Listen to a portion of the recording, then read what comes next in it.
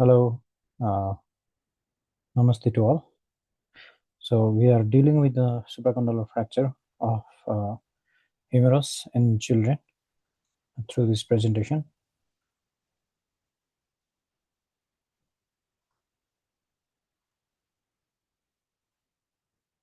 So I'm Dr. Bir, MS Orthopaedics.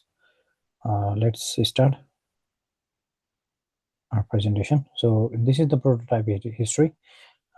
Average is and mechanism of fall and non-dominant side will be mostly injured, and the mechanism will be a fall on outstretched hand, and generally the boys will be more affected.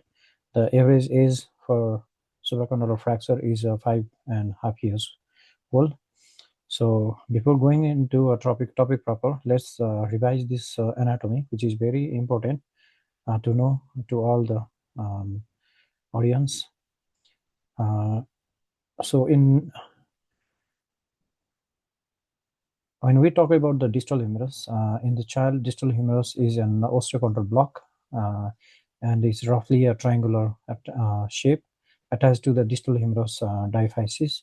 You can see this is the distal humerus portion. So it has a triangular shape block. You can see this is a big chunk of the lateral portion.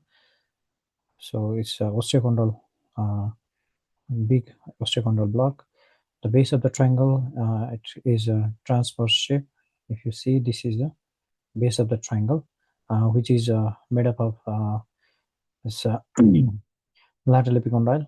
So this big chunk is a lateral epicondyle, and capitulum you see here over here, and trochlea, and this is a medial epicondyle. And the condylar mass is attached to the distal humerus by two supracondylar pillars of the bone. So one is a lateral supracondylar pillar, and the next one is a medial supracondylar pillar.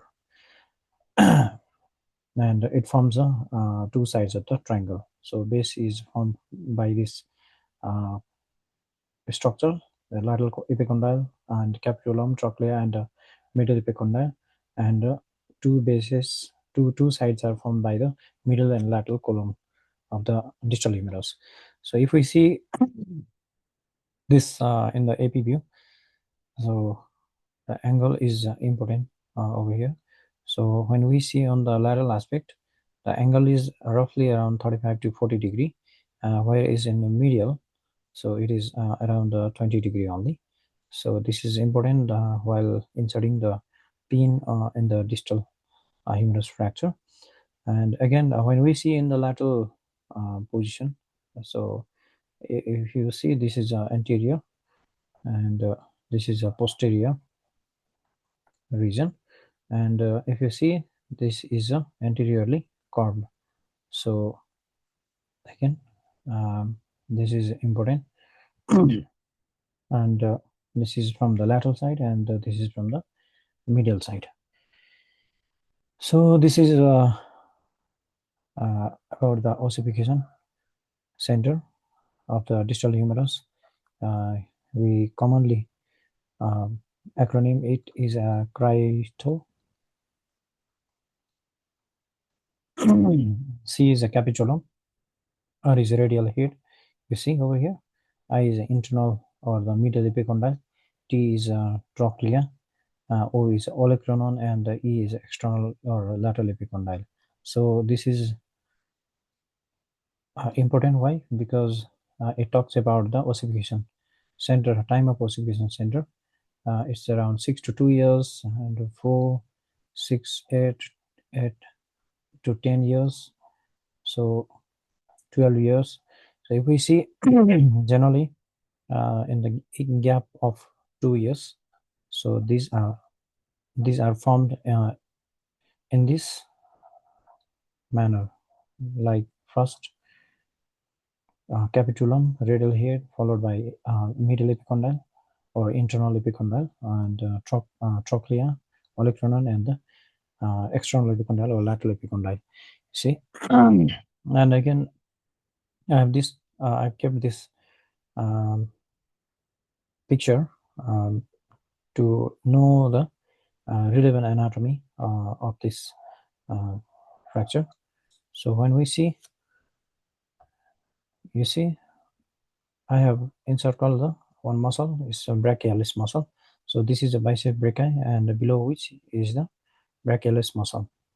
And the brachialis muscle is just anterior to the humerus. So when there is a fracture of the humerus, then distal humerus especially, that fracture portion of the bone, it will pierce the brachialis muscle, and it will lead to the tethering or the puckering of the skin in this supracondylar fracture.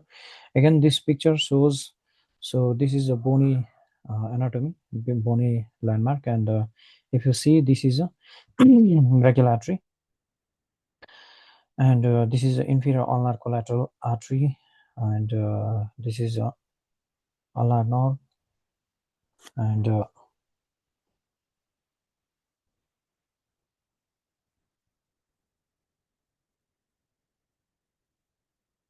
this artery is important because most commonly this artery will be injured after the fracture of the supracondylar portion of the distal humerus. So when we see the anatomy from the lateral aspect, so if we see, this is a proximal portion of the distal humerus, and this is a distal portion. If you see, this is a median nerve, and this is a brachial artery, and the brachial artery, it gives the branches to the trochlea and other distal portion, distal radius portion, distal humerus portion. When we see here, supratrochlear artery is present, and it goes, it gives a rise from the branch from here, and it goes behind the trochlea, and this is a anterior ulnar artery. So when fracture occurs, because of the brachialis muscle pull, the proximal fragment of this bone, it will go on this direction, and because of this supratrochlear artery coming from here and going into the trochlear region, it will stop to go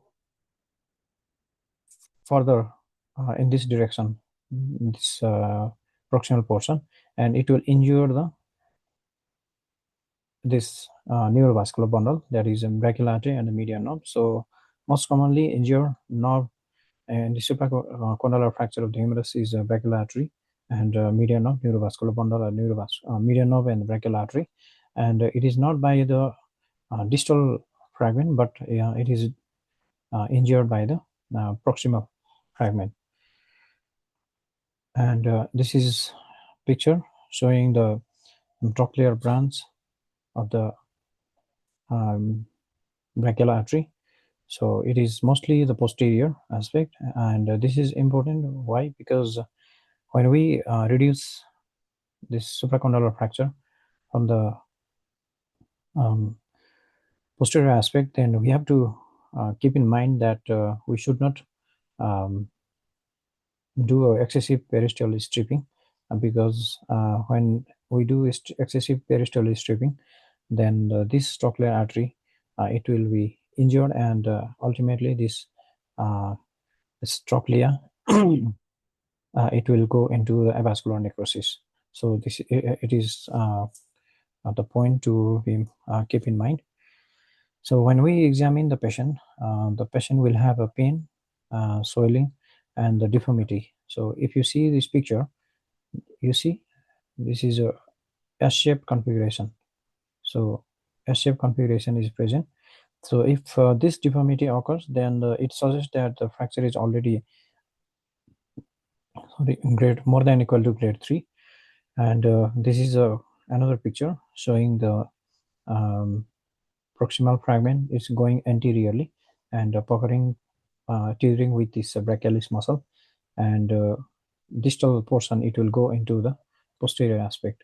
So it will give you the S-shaped deformity, and the anterior pucker sign will be seen when tethering this proximal fragment into the brachialis muscle. The skin will also show the puckering sign. So this is the point to keep in mind. So there will be tenderness, and the child will be irritable, and patient will refuse to use the injured extremity. So these are the points to keep in mind.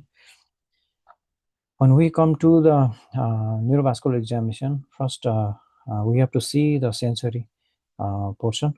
So there are three major nerves which supply the upper limb: radial nerve, medial nerve, and the ulnar nerve. So it is difficult to say that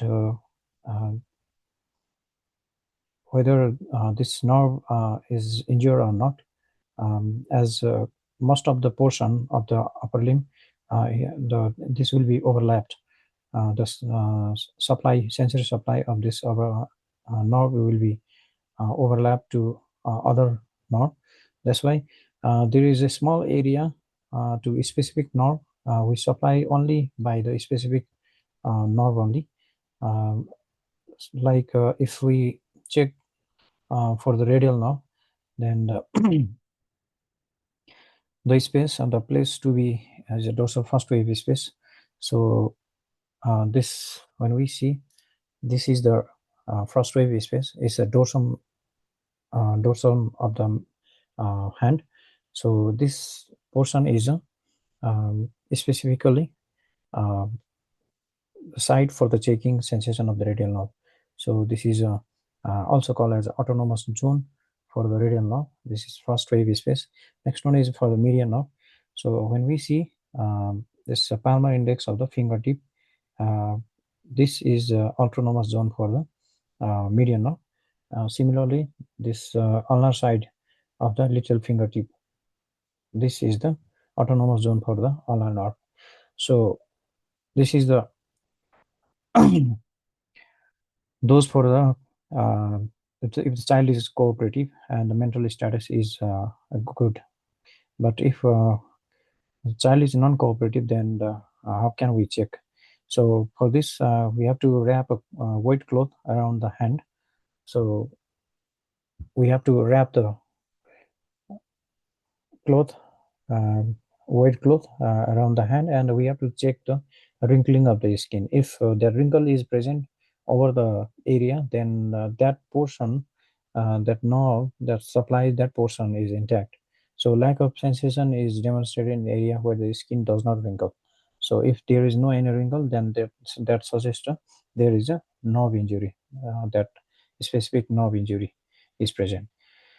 So likewise, for the motor examination, we have to see all the three major nerves.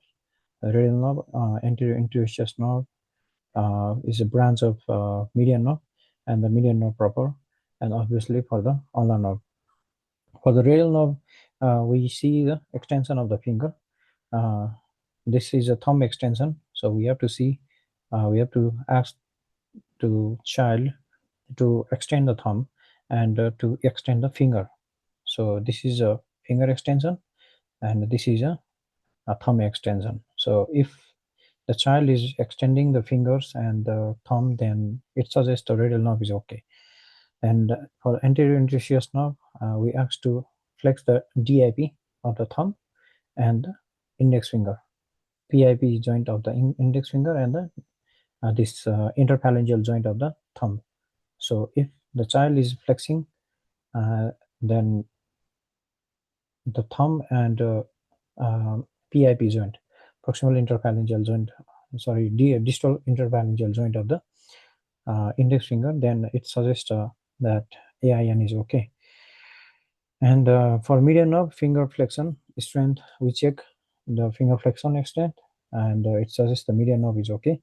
And then for the ulnar nerve, we see the interosseous muscle function. So function of the interosseous muscle is abduction and the adduction. So for the dorsal interosseous nerve, it's abduction, and the palmar interosseous nerve, palmar interosseous muscle.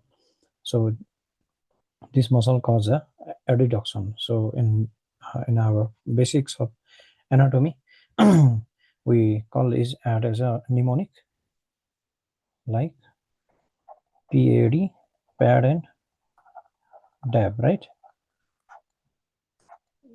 This is a palmar interossei muscle. This causes adduction, and the dorsal interossei cause abduction of the fingers. So in young children, the interossei nerve may be tested by asking the child to pinch something with the thumb and the first finger. So if we ask to pinch, and if the child is doing like this, and then after doing this, the pinching, we check the interossei muscle, so dorsal interossei muscle, and that suggests the interossei nerve is okay. For the vascular examination, pulse, warmth, capillary refill, and the color of the hand, we have to see for these parameters. So assessment of the vascular status is essential. Is up to 20% of displaced fracture present with the vascular compromise. So if the pulse is present, fair enough, then no need to check a capillary refill time. But if the pulse is not there, then it's good. The CRT, capillary refill time, is a good indicator for checking the vascular status. So this is another easy way that AO has recommended to assess the function of the or status of the nerve, neurovascular status in the upper limb. So we asked to do rock paper scissors, thumbs up, and OK sign. So rock paper scissors, like if we do flexing fingers, then it suggests that median nerve is okay, because the finger flexion is the function of the median nerve. And for the paper, what we do is we extend the fingers and thumb, and if the child is able to extend fingers and thumb, then it suggests the radial nerve is okay. And seizure, we asked to do seizure to the children, or we can ask to cross the finger like this. So it checks the function of the interossei muscle, and it's supplied by ulnar nerve. And if it is possible to do by the child, then that suggests ulnar nerve is okay. Next one is OK sign. So flexing up this IP joint of the thumb and DIP joint of the index finger, it will make a OK like this. If child is able to make a OK, then it suggests that AIN is okay, anterior interossei nerve is okay. But if the child is not able to make the OK sign, or he or she extends the finger like this, then that suggests AIN is not okay. And lastly, thumbs up. Again, it suggests the integrity of the radial nerve. So like this, rock, paper, scissors, and OK sign, and thumbs up. So this will grossly assess the function of nerve, 3 knobs in the upper limb. Neurological assessment, and again in the sensory, is the sensory part. First wave space is for the radial nerve, and the tip of the index finger for the median, and the palmar, ulnar and palmar aspect of little finger is for the ulnar nerve. And vascular assessment, you can check the pulse. If it is not possible, then the CRT, or what is the temperature of the limb. So you have to assess that. So if you suspect neurovascular compromise, gentle manipulation is required. When we receive the child in the emergency, then if we suspect that there is a compromise of the neurovascular status, then we gently manipulate the elbow, like we make it 20 to 40 degree flexion, then we will give a gentle traction and reassess the neurovascular status. So all aspects of the elbow should be examined for the possible open lesion. So when it comes, then if it is open fracture, then we have to manage accordingly. That's why we have to see whether the fracture is open or closed. So if neurology and the vascular status is compromised, then we have to document it, and we have to communicate to the caregivers. Because if there is a vascular injury or nerve injury, then that will lead to ultimately some sort of deformity or some sort of loss of function of the limb. So we have to communicate to the caregiver or parents. Then we have to classify the patients like after assessing the vascular status. On the basis of vascularity, we categorize the patient in the 3 categories, like hand well perfused, that is warm and red.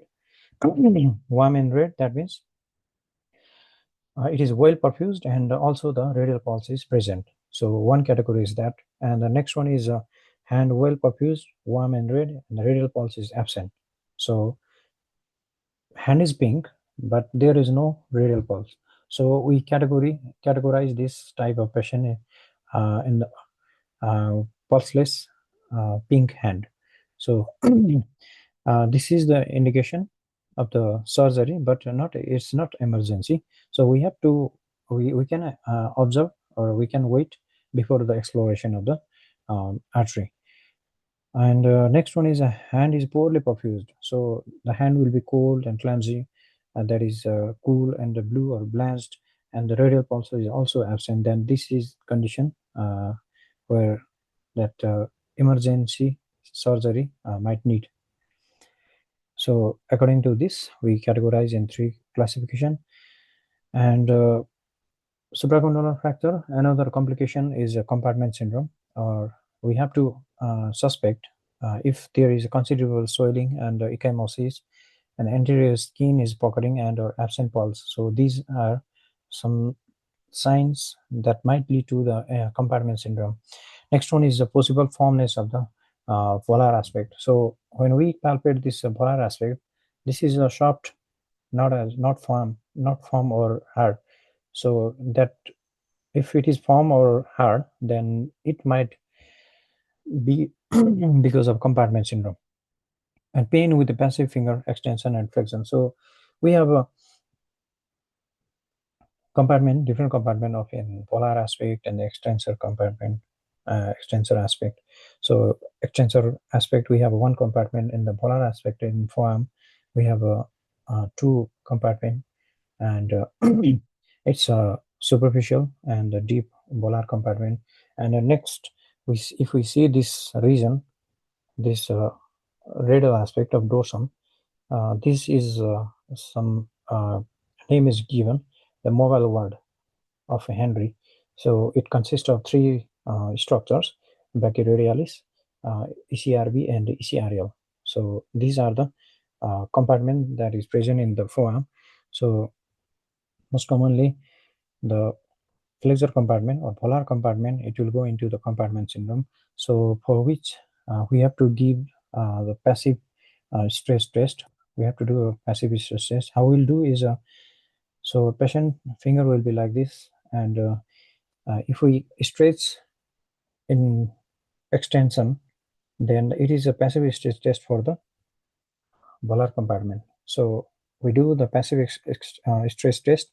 So if the patient complain the pain, excessive pain during this stress, then that suggests a passive stress test is positive, and it is the one of the sign, the important sign for the detecting a compartment syndrome. And if the child is too small that that patient cannot communicate to us or to parents, then we have to suspect that the patient is developing a compartment syndrome if 3A is present. So Bay et al. They have given some diagnostic criteria or the sign that suggest there is a compartment syndrome in the children. So one of them is anxiety. The patient or child will be anxious. Next one is agitation. So child will be agitated, and that need for increased analgesia dose. These all are that sign that indicates the compartment syndrome in the children. So it is usually associated with the delayed presentation and devascularization. Mechanism of injury, we have already explained about this in the first slide. So fall on outstretched hand is the usual mechanism, and also the child elbow is in fully extension. So this is the mechanism. depending upon the direction of the displacement of the distal fragment. So it is either extension type or it's flexion type. The most common is extension type. It comprises around 97 to 99 percentage. So the flexion is very rare. It's around 1 to 2 percentage. So why this fracture occur in the supracondylar region is this is a weak area. So it's between the olecranon fossa posteriorly and the coronoid fossa anteriorly. So this is the reason why, because there is supracondylar fracture. So if we draw an elbow,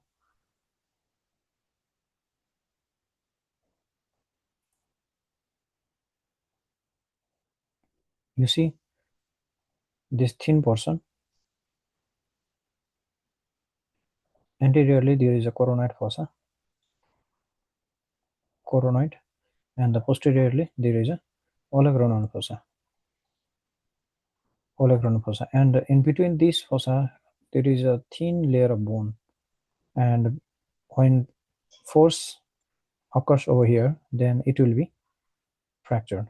So this is the reason why supracondylar fracture occurs commonly in children. So when the fracture is complete, the proximal fragment can continue moving anteriorly and distally.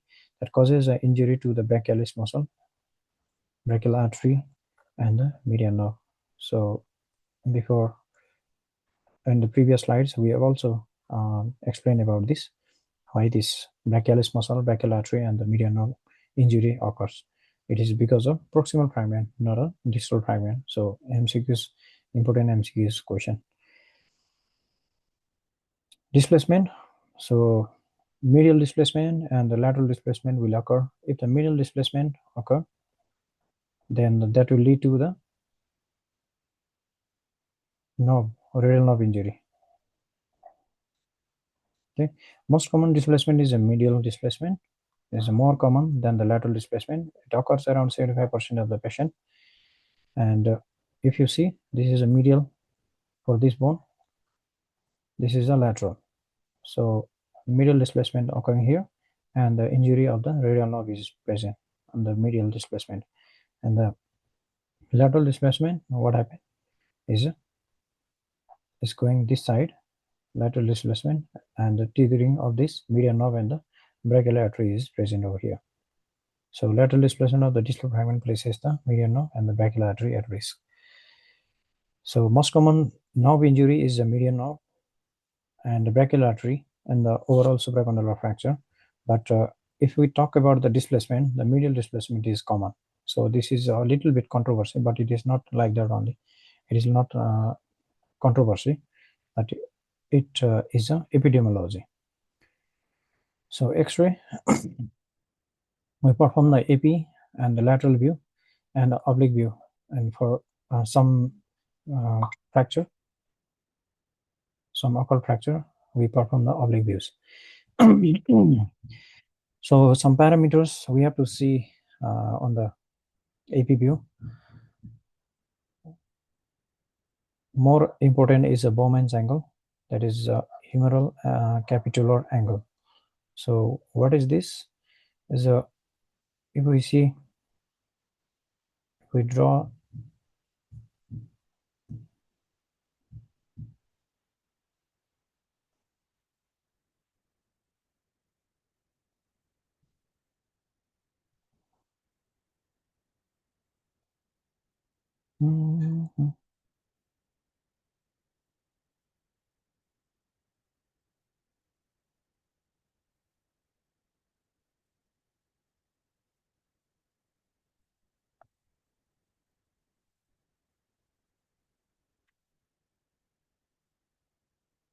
no, it's not working. Anyway, so if we draw this axis,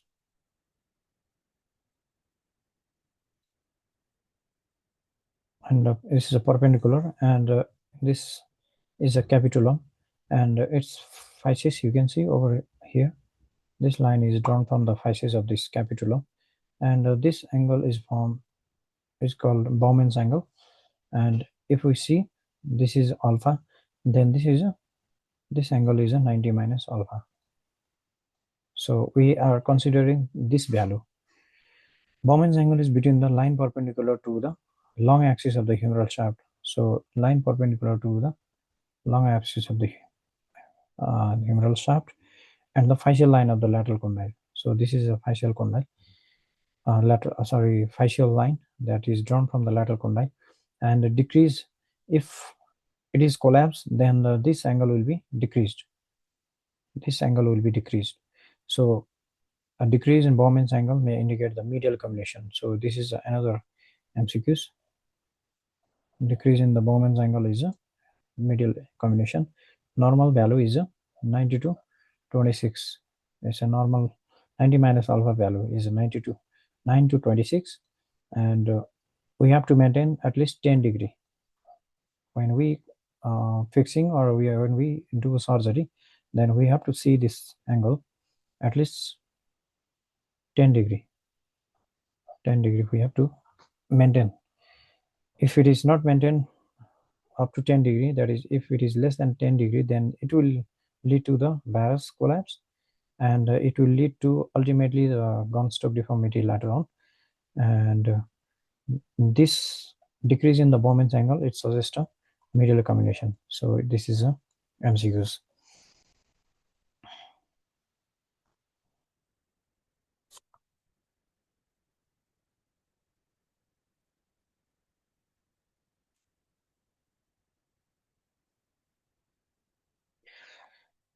Again, this is a humeral ulnar angle. So this angle is obtained by the intersection of the diaphyseal bisector of the humerus and ulna. So this is a midline of the humerus, and this is a midline drawn from the ulna. So when we measure this angle, this is a humeral ulnar angle. So this is a true carrying angle. It's a little bit less in the male than the female. So female has a more carrying angle. It's more than 10 degree, 10 to 15 degree in female, and 5 to 8 degree in male.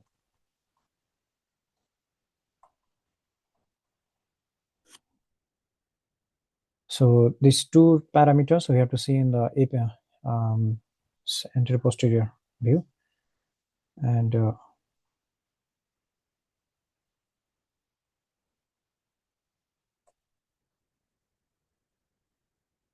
I have to omit this. It's disturbing.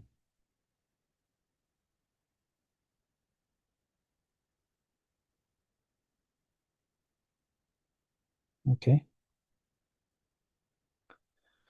So on the lateral view, parameters we have to see are one is a teardrop. So why teardrop is formed, and what is that? We have to know this. So this is radiographic shadow, and which is formed by the posterior margin of the coronoid fossa. So this is anterior, right? This is posterior, and this is a coronoid fossa, anterior margin of the coronoid fossa anteriorly, and the anterior portion of the anterior margin of the olecranon fossa posteriorly. So because of this and this, there is, and next component is a superior portion of the capitular ossification. So this is a capitular ossification. So posteriorly olecranon fossa, anteriorly coronoid fossa, and this ossification of the capitula. This will form like the teardrop, isn't it? So we have to see in the X-ray on the lateral view. If you see in the X-ray, this is a posterior olecranon fossa, anterior coronoid fossa, and this fossa capitular physis.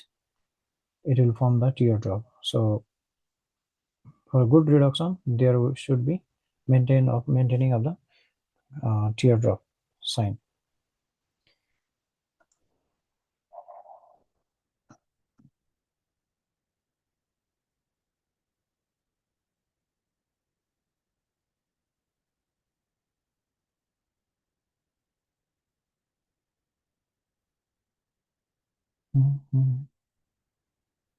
Next is a diaphyseal condylar angle.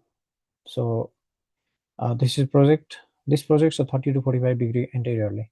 So diaphysis and the condylar angle. So if we see, this is vertically going down, and from here it is coming anteriorly. So this angle is generally a 45 to 45 degree, 30 to 45 degree. This is a diaphyseal condylar angle. So in the lateral view, we have to keep in mind this angle. Next one is the anterior humeral line, so also called as the Rose's line. In the old concept, the concept is when we draw from this diaphysis of the anterior humeral diaphysis, then extend below, then this angle, it should cross over the, so when we make the capitulum and in circle, and when we divide this 3, then it should pass through the middle 1/3. So it was old concept, but new concept, they have said that anterior humeral line, it should cross the capitulum on the true lateral of the elbow, through though not necessarily through the middle third of the capitulum as previously was believed. So if it is crossing capitulum in any anterior, medial, or posterior, then it is acceptable. Now this is a new concept. Next line is a radiocapitular line, also called as a McLaughlin's line. So when we see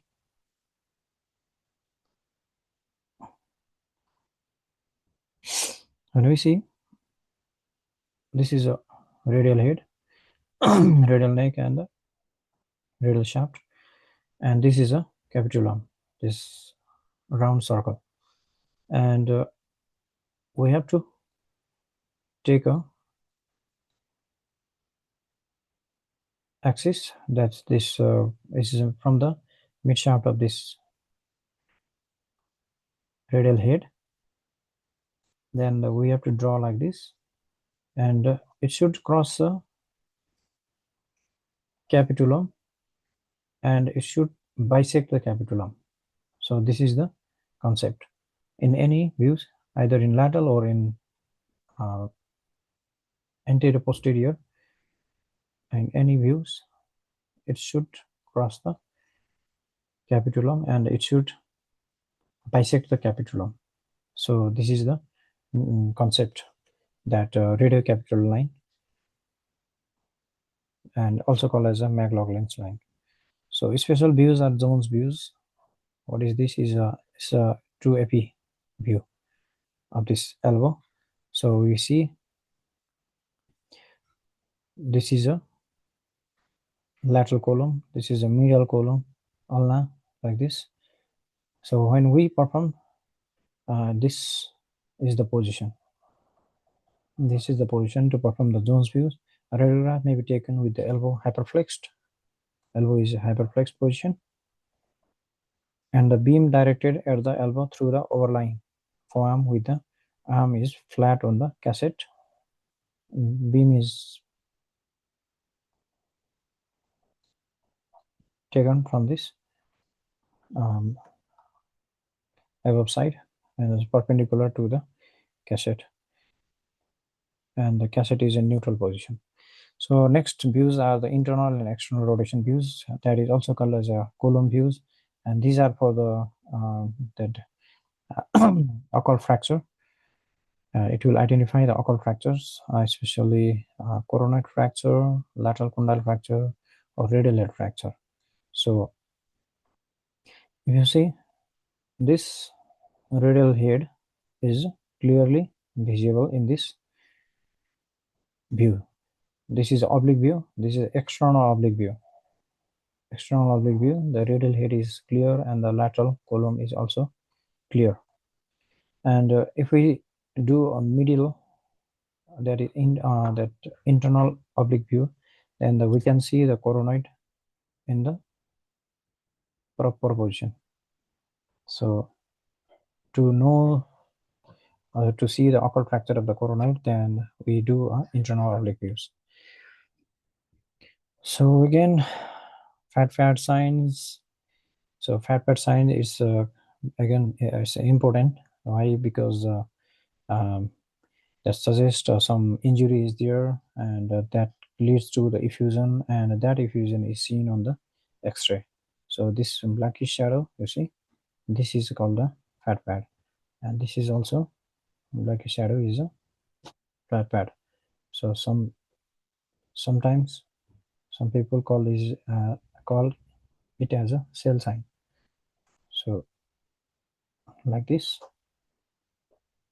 the traditional small boat or yacht, they have this type of flags like things, or that cause to the resistance of the wind, and that will lead to the direction of the that boat, small boat.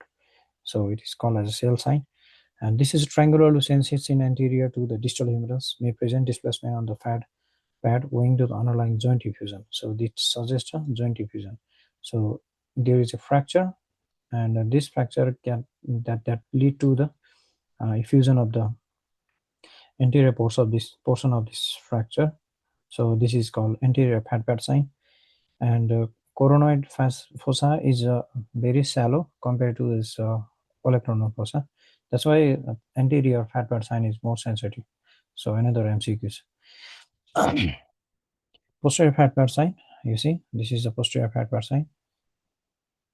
So to see the posterior fat pad sign, since the space is adequate, the moderate to large effusion should be there to see the posterior fat pad sign.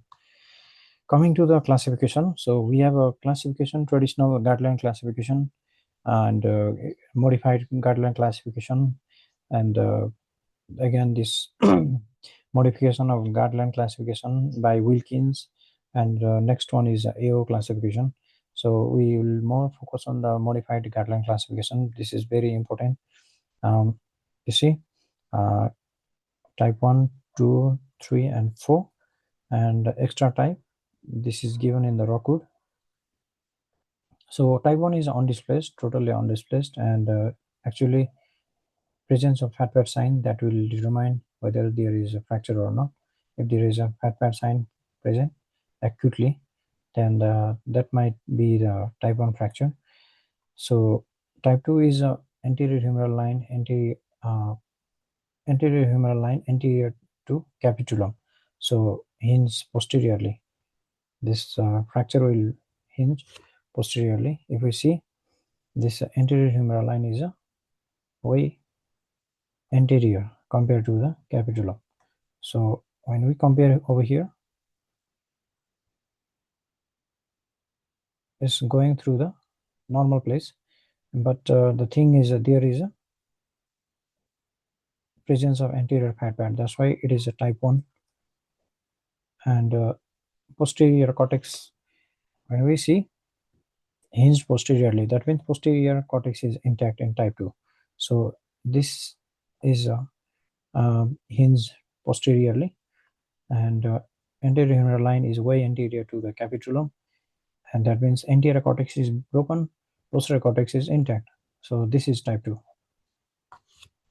It's an incomplete fracture, right? And type 3 is a displaced fracture. So complete broken is there. So no meaningful cortical continuity is present over here. So this is a proximal fragment, this is distal fragment, it's gone posteriorly, and there is no contact between this posterior cortex of the proximal fragment and distal fragment. So this is a type 3 fracture. Then what is type 4 fracture?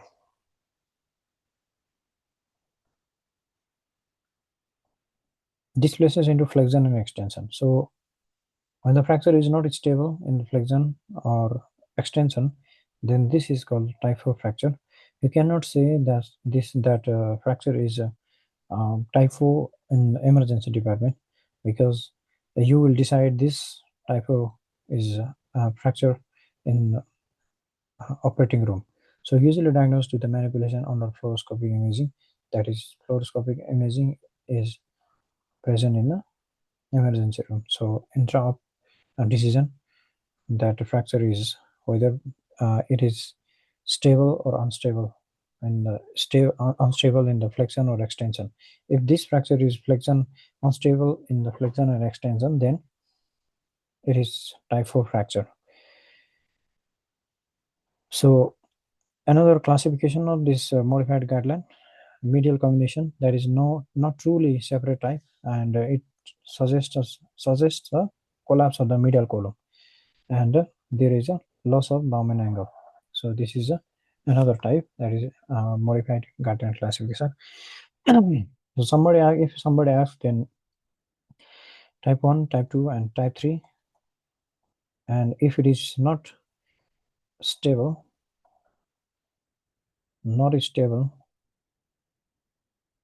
in flexion and extension, this is a type 4. So when you reduce in the operating room and you want to try the putting the K-wire, then when you see it's okay to put a K-wire, and next view, when you are ready to see whether this fracture is reduced or not. Previously it was reduced, but now it is unreduced. That means displaced. It is either going posteriorly or it's going anteriorly. Then that fracture is type 4 fracture. So AO classification. Again, AO classification is ABC. It is given as a ABC. So you see, so this one number is for the humerus. Humerus is given 1, and 3 is for the distal portion of the humerus. So proximal portion 1, and mid portion, diaphyseal portion is 2, and distal portion is type 3. Sorry, 3. Number 3 is given over here. So you can see the nomenclature of the AO classification of fracture. And ABC is based on this fracture where it is gone. Like if it is extra-articular, that is not entering into the articular surface, then it is A. If it is partially articular, extra-articular to intra-articular, then it is B. And if it is totally intra-articular, then it is type C. So like this, this classification is given. So this is a incomplete fracture, undisplaced.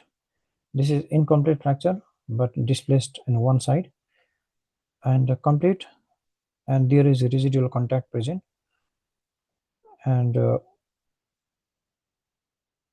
if it is comminuted, then it is type 4, not actually type 4.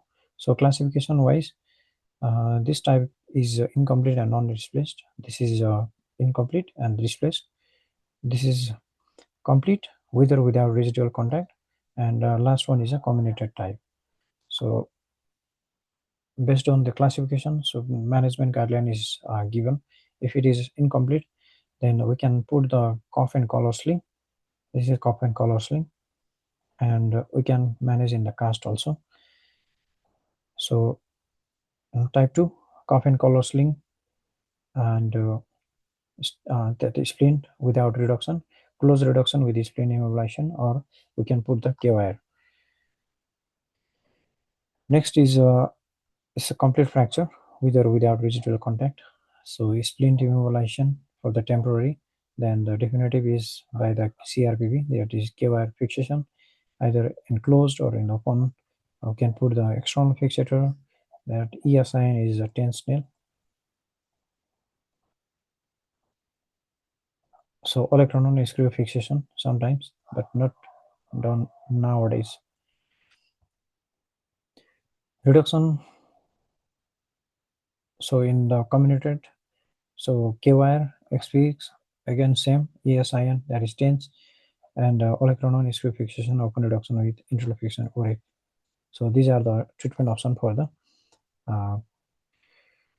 supracondylar fracture according to AO.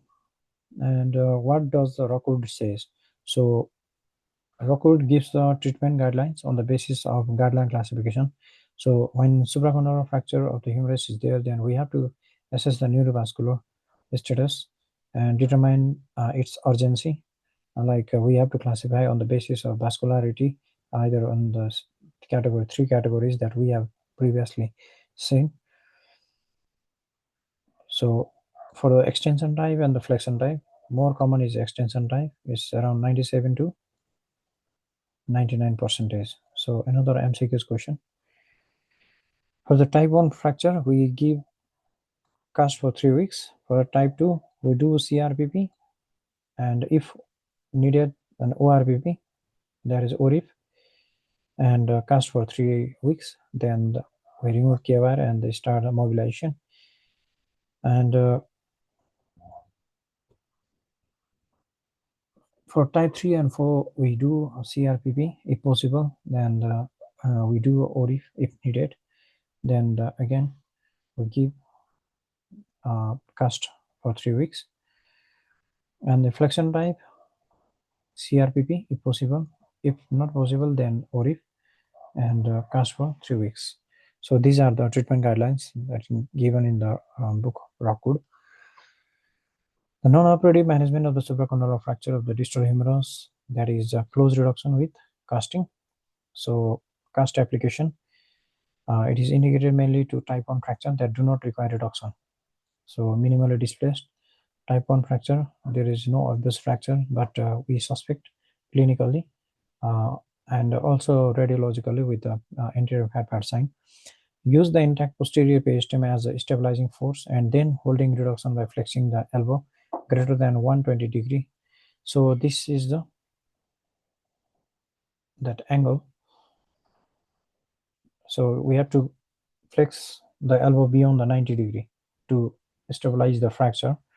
So risk is less flexion increases the risk of loss of reduction. So if we keep less flexion, that is less than 90 degree, then there is a risk of loss of reduction.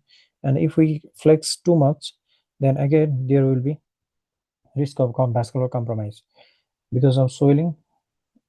Because of the fracture, and the soft tissue injury will be there, and because of effusion, and on top of that we are flexing the elbow, then that will lead to the compromise of the vascular status.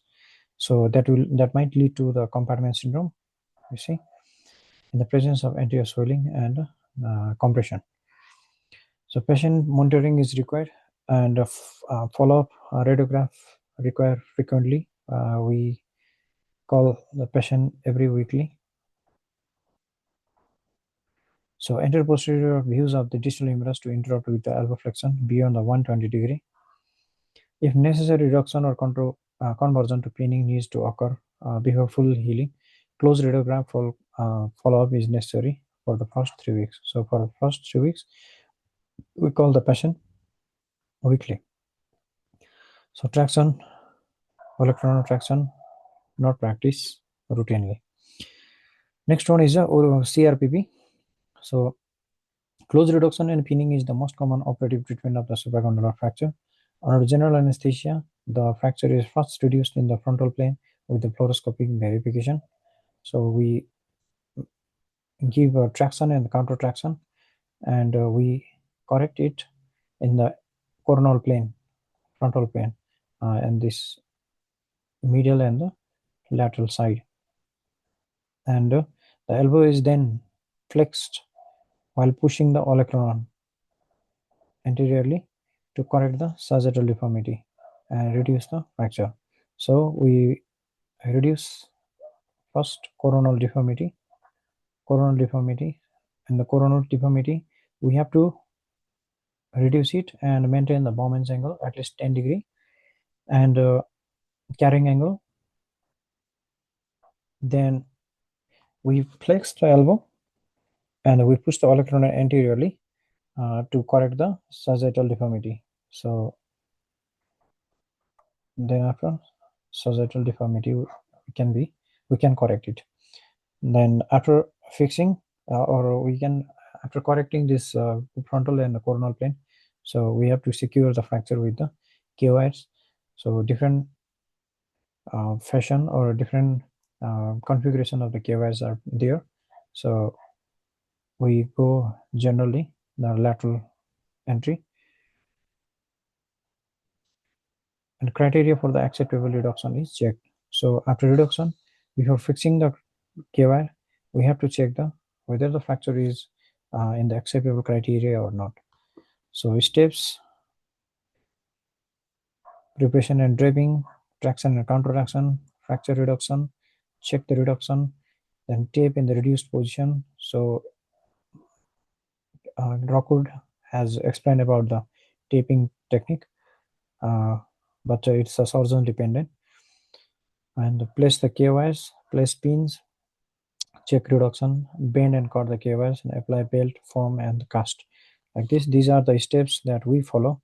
This is the proper painting and draping of the child. So patient is in supine position on the table under general anesthesia. This is a armrest.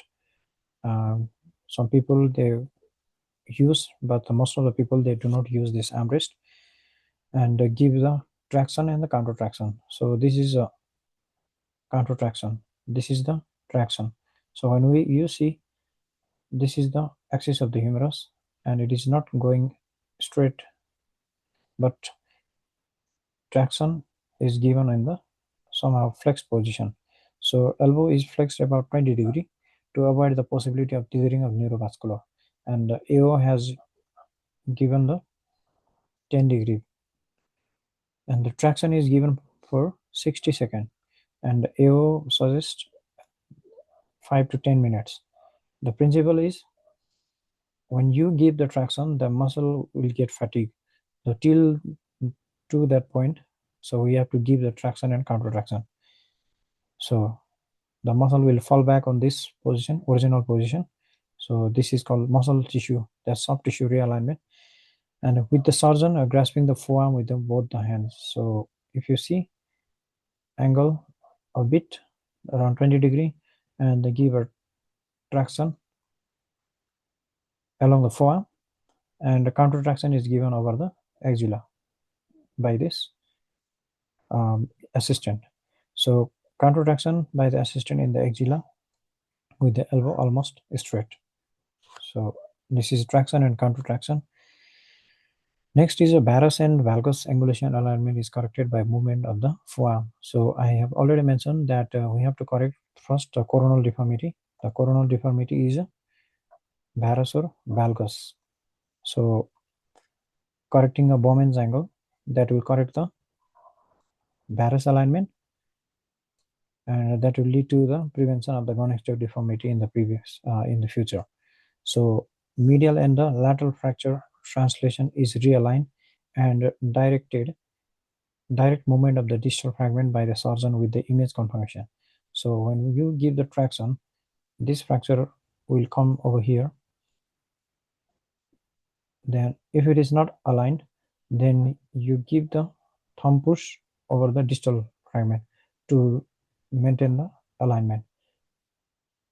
You see, previously this fracture was like this, and after traction, counter traction, and arrangement that maintaining the alignment, the correction of deformity, the column is smooth.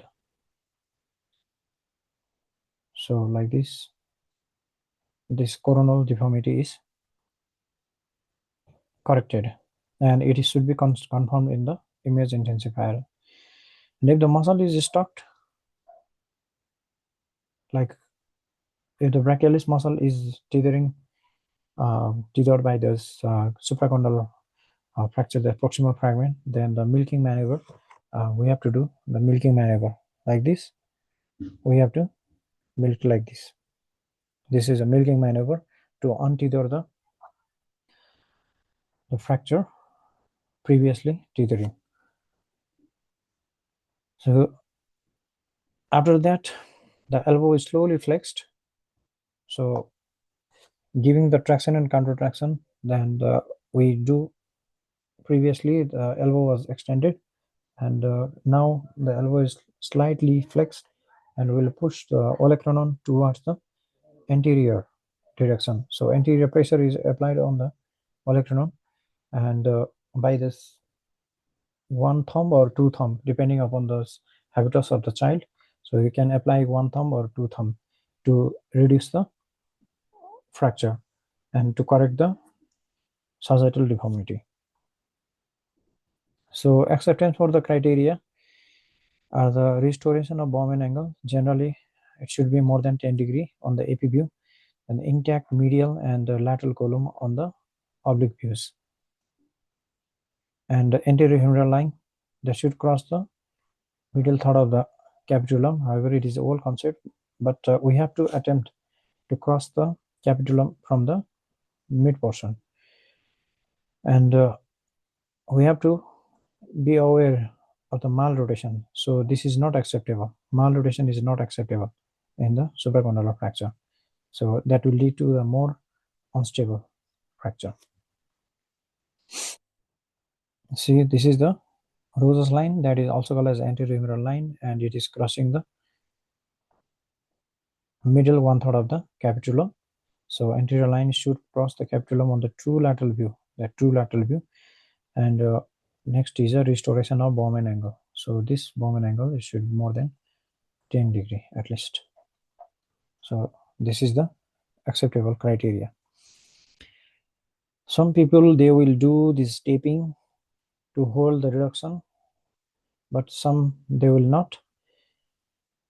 So for the posterior medial displacement of the fracture, they have said that you have to pronate the forearm like this, and after reduction, so you apply the tape over here like this in this child. So if it is posterior lateral, then you supinate the fracture. So this is the different thoughts of that, different schools of thoughts to maintain this position. But when in which direction it is reduced, you can keep the position of the forearm either in supination or in the pronation. So the fracture reduction is generally held with the 2 K wires or 3 K wires, Costner wires, bilateral entry with the divergence of the pin holes. So this is the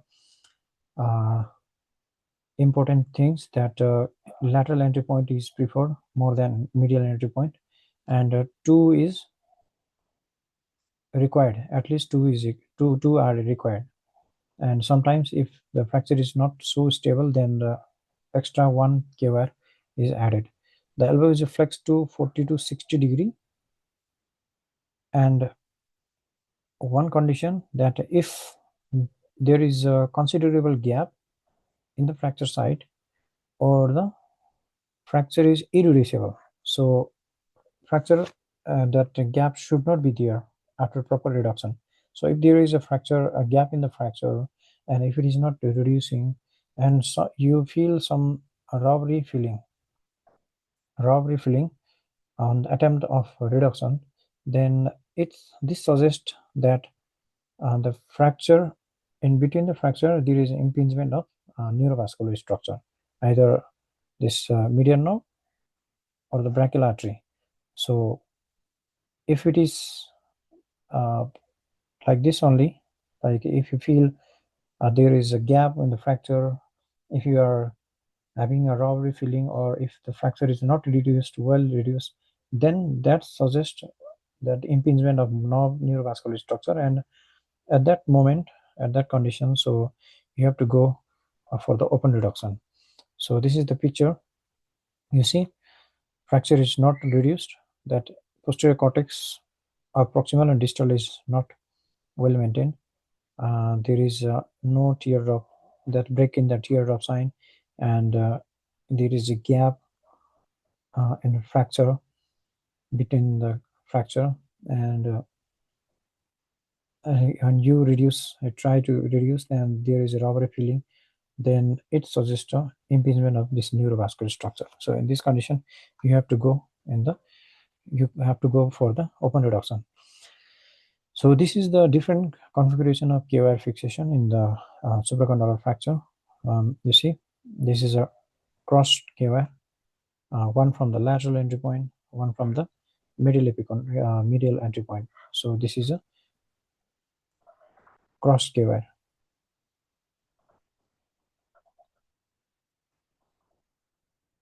Cross K-wire. So this is a lateral entry point. So we can see there is two pin in the divergent fashion. So it is going in this direction, this is going this direction. So this is a divergent pins from the lateral entry, two pins. And this is also a lateral pin, but it's in a parallel fashion. So these are the commonly placed K-wire configuration in the supracondylar fracture. So which one is good? There are multiple papers or research article or different textbooks. So what they say is a recent paper suggests the lateral entry points are being used more commonly than the cross pins. For most supracondylar fractures, around 70% of cases lateral pins are placed.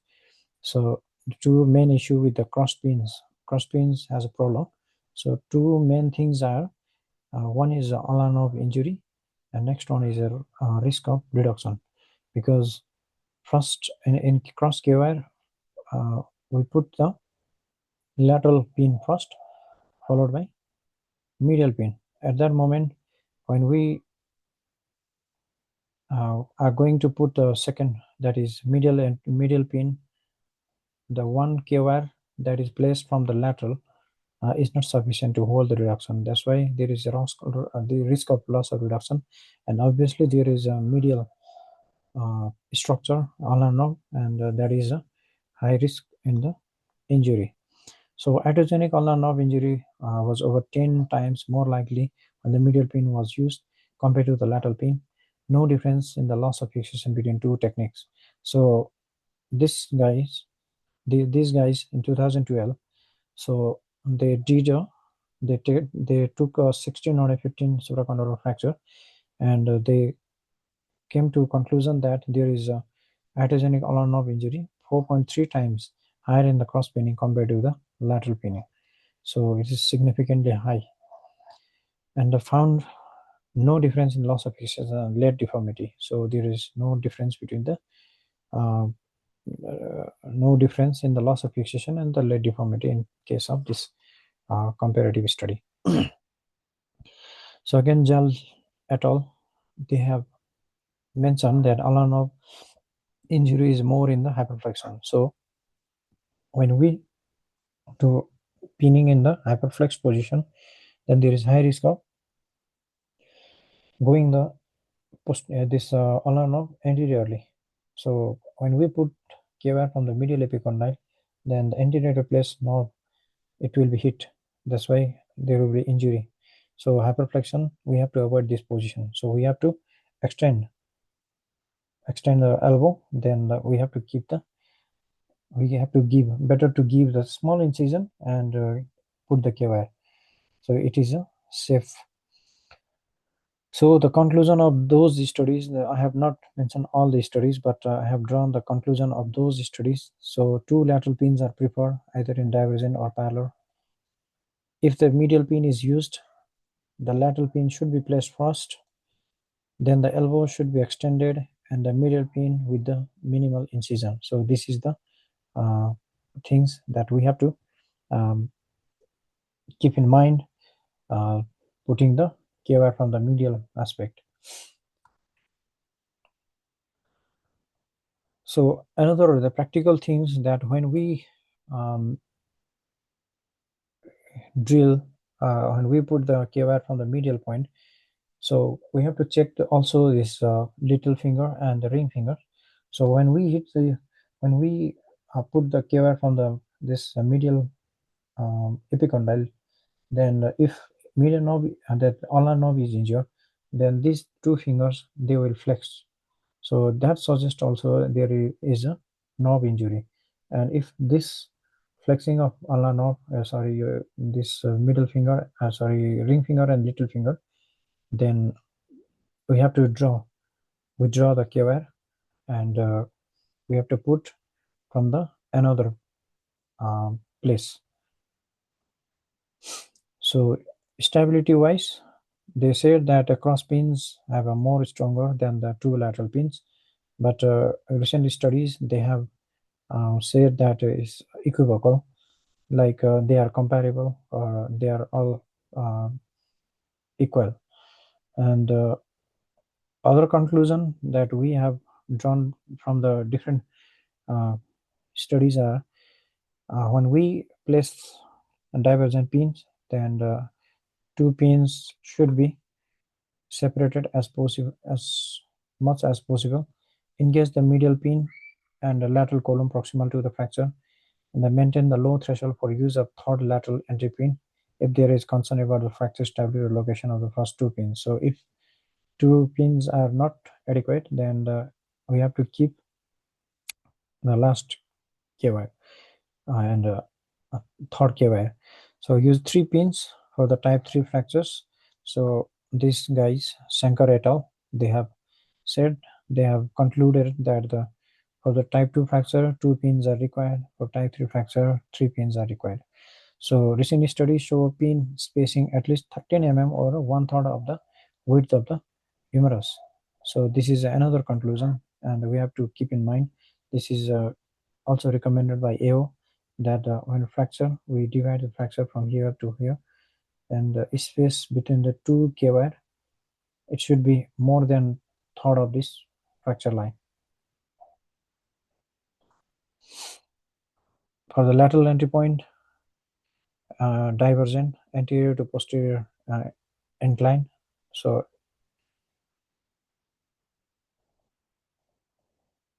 when we see from the lateral view, this humeral condylar angle is around 30 to 45 degree. So it should be, when we put the K-wire, it should be a little bit inclined towards the posterior. So it should engage the medial and lateral column proximal to the fracture site. So it should engage the medial and this medial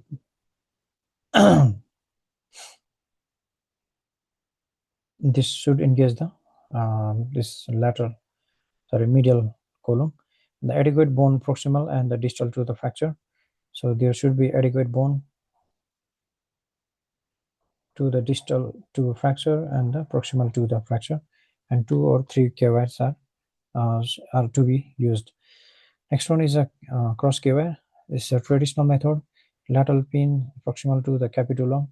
So when we see this lateral pin is proximal to the capitulum, this is capitulum, and pins cross proximal to the fracture site. Medial pin anterior to the ulnar groove. So it should be anterior to the ulnar groove. When we put, this is a ulnar groove, and in this ulnar groove there is presence of ulnar nerve, and to prevent this ulnar nerve, we have to come just anterior to the middle epicondyle, and it is safe to put the K-wire from the middle epicondyle, bit anterior, not a posterior. So middle position is extension, but 45 degree flexion by the AO, but we should not fix in a hyperflex position. So middle epicondyle palpitate, 1 centimeter longitudinal incision is given to see the bone, or to see whether there is a ulnar knob is not.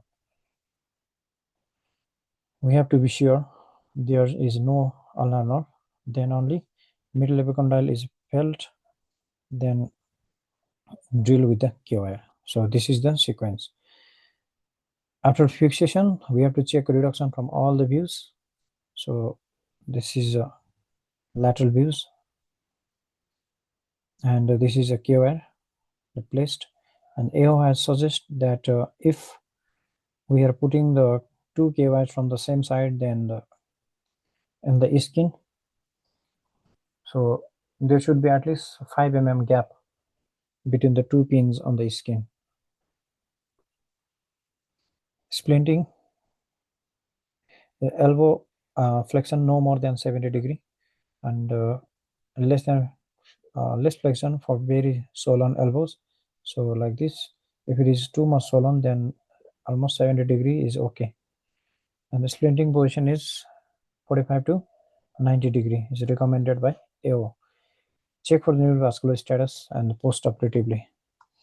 So open reduction, if it is failed close reduction, a loss of pulse or poor perfusion, nerve injury following the reduction, and the open fracture. So these are the indication for the open fracture, open reduction. So generally, anterior approach is preferred. Direct visualization of the brachial artery and the medial nerve, as well as the fracture fragments. These are the benefits. The posterior approach, it increases the higher rate of the loss of motion, further fracture instability with exposure through the intact peristeum, increase the risk of avascular necrosis secondary to disruption of the posterior end. So trochlea, it will go into the avascular necrosis as the posterior supply. That trochlea is supplied by the posterior aspect. The arterial supply to the trochlea of the humerus. This approach is not recommended nowadays. So exposure through the 4 to 5 centimeter. I'm talking about the anterior approach. Transfer incision over the parallel to the antecubital fossa. And we have to retract the brachialis muscle and identify the neurovascular bundle. Then if tethering is present, then we have to untether it and extract if the constrained by the fracture. And we have to remove the peristeum that is impinged inside the fracture, and reduce and stabilize the fracture, placing KYs in the same manner as close reduction and percutaneous spinning. Repair artery or reconstruct with the vein graft if required, and release the forearm compartment. So this is for the prevention of the compartment syndrome. Or if it is impending, then that will lead to the release of the pressure of the compartment. Just medial to the bicep tendon, the brachial artery is noted with the median nerve just medial to the artery. If the artery cannot be located in the patient presenting with a pulseless, poorly perfused hand, and search for the lacerated end of the torn artery, which may have retracted proximally or distally. So repair artery or reconstruct with the vein graft if required. Then release forearm compartment to prevent the perfusion compartment syndrome, to reperfusion compartment syndrome with the arterial reconstruction. So if it is not possible to reduce by any means before going to open reduction, so this technique can be performed. So this is the new technique. It's intrafocal reduction by the artery forceps. So it is practiced in our Tansen. So it's also called as a Tansen technique. So what we do is we give a stab incision over the posterior aspect that at the fracture level, and we put the artery forceps, long artery forceps, and the tip should be on the downside. Then when it has crossed, it is reached to the anterior portion of this distal fragment, then we do rotate it by 180 degree, and this tip now it will enter into the intermedullary canal of this proximal fragment. Then previously this extension type of fracture, it will be reduced and it will go to into the flexion, and in this reduced position we keep the K-wire. So this is a quite effective technique. Many people are practicing it, but some are not familiar with this technique. But before, if this is not open fracture, if there is no compromise of the neurovascular structure, then before going to open reduction, you can try this technique called as a Tansen technique. So this is a treatment algorithm for the type 4 fracture, there's flexion, extension. If it is not stable in the flexion or extension, so pink and pulseless hand. How can we treat this type of fracture? Pink and pulseless hand. So warm and it is well perfused, but pulse is absent. So if the pulse does not return, but the hand is well perfused, following reduction, admit the child to the hospital. A gentle arm elevation is given. Careful observation for 48 hours is done. Check for the pulse or reperfusion status frequently. So a vascular consult may be called, particularly if there is no pulse by a Doppler. When we do the Doppler, if there is no pulse, then a vascular consult may be called. A child should be observed for the compartment syndrome. So in this manner, we can manage the pulseless pink hand. So if the hand is not pink, that is pale and pulseless hand, then close reduction and pinning, percutaneous spinning is attempted. Evaluate for the pulse and perfusion of the hand. Usually, hand perfusion is restored. In the following pinning, when the arm is extended, the pulse frequently does not return immediately. This presumably secondary to the arterial spasm. So we have to wait for the 15 minutes before deciding the brachial artery exploration. We can apply lidocaine locally, and warming can be done during observation. So during this 15 minutes of observation, we can apply lidocaine. So lidocaine blocks the sympathetic activity that lead to the vasodilation, and that will cause the more blood supply and the returning of the pulse. Absent pulse is not indication for the exploration if the good perfusion is maintained. If the pulse does not return and the hand is poorly perfused, the need of the brachial artery exploration is required. Coming to the complication, so neurological complication is most common complication, is around 7 to 10%, maybe due to the traction injury at the time of fracture or very rarely at the time of reduction. The neurovascular structure may be dented or entrapped in the fracture site. Most commonly neuropraxia requiring no treatment, so it will come back most commonly. Median nerve, that is anterior interosseous nerve, is the most common nerve that is injured. So this is another MCQ question. Next one is radial nerve and followed by ulnar nerve. So this is the ulnar nerve is most common in the flexion type of injury. So we have a most common is extension type. That's why the median nerve, among which the anterior interosseous nerve. So option will be given: median nerve, anterior interosseous nerve, radial nerve, and ulnar nerve. Do not tick on the median nerve. It is an anterior interosseous nerve. And regarding the ulnar nerve injury, early injury may result from the tenting over the medial spike of the proximal fragment. Late injury may represent a progressive valgus deformity of the injury, that is triary ulnar nerve palsy. It can be iatrogenic in extension type supracondylar fracture, especially following the middle entry point fixation. So these are the important points regarding the nerve injury. Next one is a vascular complication, like vascular injury. The most commonly injured artery is the brachial artery. This is to represent direct injury to the brachial artery or may be secondary to the antecubital swelling. Examination of both on initial presentation and following manipulation or splinting, especially after elbow flexion, is performed. Observation is warranted if the pulse is absent, yet the hand is still well perfused and warm. Compartment syndrome, less than 1%. This risk can be exacerbated by elbow hyperflexion when the excessive swelling is present in the cubital fossa. So later on, it will lead to the VIC. So we have to explain about this complication also. Pin tract infection, 1 to 2.5% resolves with the removal of the pins and the antibiotic therapy. One study showed the incidence of 0.2% of osteomyelitis also. So next one is elbow stiffness, more than 5 degree of loss of elbow motion occurring 5% of secondary to poor reduction or soft tissue contraction. Few studies have shown near normal range of motion after 1 year from injury without any formal physiotherapy. So another complication is a myositis ossification. So after the manipulation or the massaging, so this is the culprit. After doing massage, they will develop the myositis ossificans. And angular deformity varies more frequently than the valgus. Significant 10 to 20% of cases, less common with the percutaneous spinning. more in close reduction and casting alone. It's around 14%. Next complication is avascular necrosis of the trochlea. The fragile blood supply to the ossification center, more distal fracture. This supply to at risk increases in the posterior approach. So it's better to avoid the posterior approach. So this will lead to the fiscal deformity.